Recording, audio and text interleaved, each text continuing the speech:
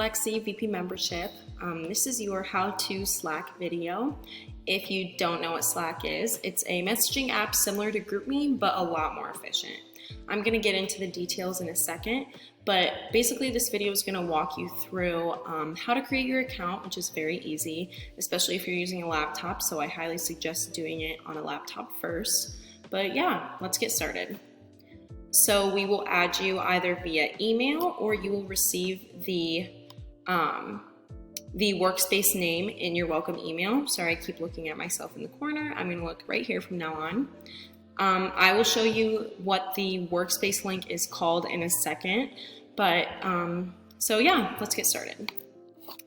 So right here, I'm going to click join now, and you see the CHAARG-org.slack.com. That is the workspace link that you will that will be given to you. So you click join now and you enter a name. I'm not going to do a real one. I already tried to record a video, kind of messed up, so I'll choose a different name. I'll choose Sally Smith. Password.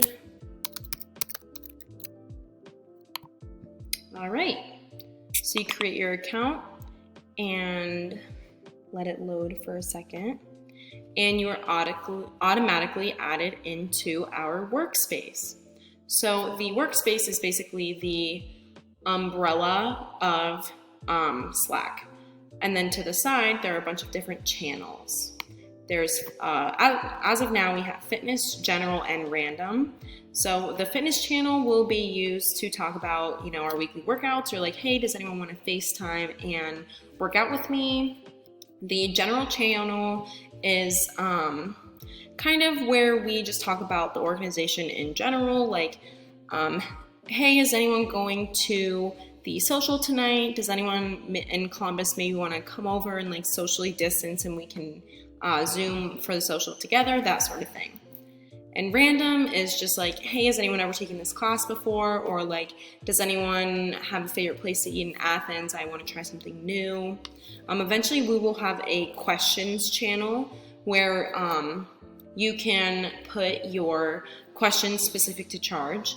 And these channels just kind of help to make navigating this app a little easier and navigating everything we say a little easier. So it'll be easier to keep track of any questions that someone may have asked that you're wondering in your head and you're like, oh, they just sent it in the question channel a couple days ago. I'll just scroll up, see if I can find it. So I'm gonna go into the general tab.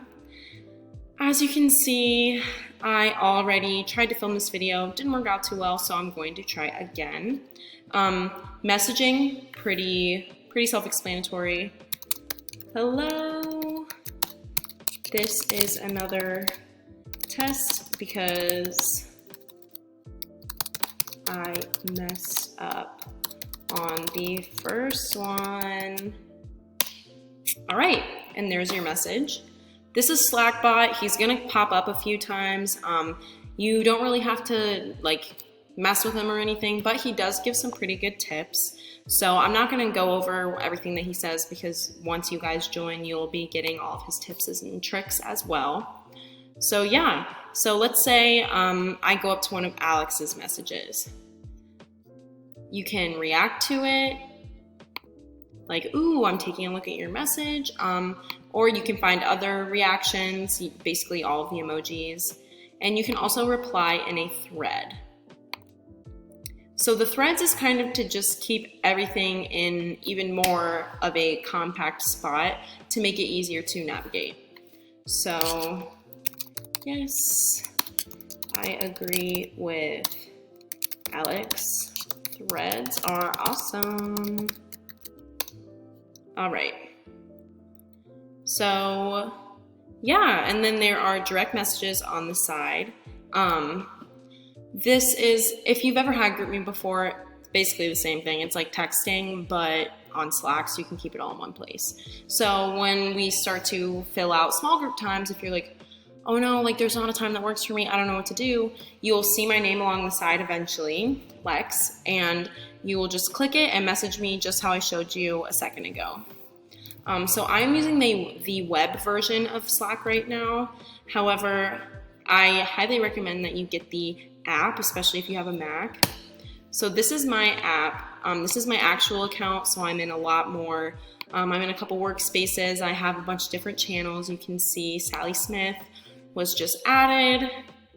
But yeah, so getting the desktop app is very efficient, because if you are like working on your laptop and you have a quick question about CHAARG, you can just pop over to the app and keep it completely in a completely separate window than whatever you're working on, like in your browser. So yeah, I think that is about it. If you have any questions, you can of course text or email any of the exec members, and I cannot wait to see you all this semester. Hey everyone, I'm going to teach you how to use Eventbrite. We use Eventbrite to see who registers for a weekly workout, and so we can take attendance. Every once in a while, there will be weekly workouts that will be held at 2 different times, so you can choose which time. And also, sometimes we have a max capacity, and you might have to be put on a wait list. But what you'll do is, in Relly's weekly newsletter, you'll find where she's put a link for the weekly workouts, and you'll click on that, and it'll take you to a screen that looks just like this. So in this case, I'm saying that we're going to do yoga. So what you're going to do is you're going to hit register. You're going to say you want 1 ticket for yoga. It's $0, and then you're going to hit register.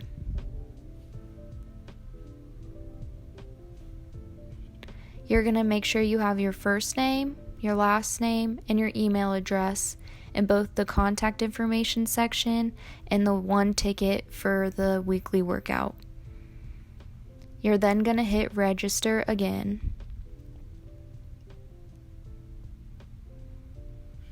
It'll take you to this page, and that's all you need. You don't need any proof of the ticket. We're just going to use it so we can take attendance. So if you happen to not be able to come to a weekly workout, or you can't participate in the Zoom call, what you're going to have to do is get on your computer, because unfortunately you can't cancel a ticket on your phone, and you're going to have to go back to the email of where you have your ticket confirmation, and then come back to the Eventbrite page, and you're going to have to log in. So you're going to see on the upper right hand corner your profile name, and it's going to show that you have 1 ticket. You're going to click there, and it tells you that you have a ticket for yoga or whatever event we're doing. So you're going to click on that, and over to the left it's going to say cancel order. You're going to hit cancel order. Yes, cancel this order. Back to current orders, and then see where it says no upcoming tickets. And that's it.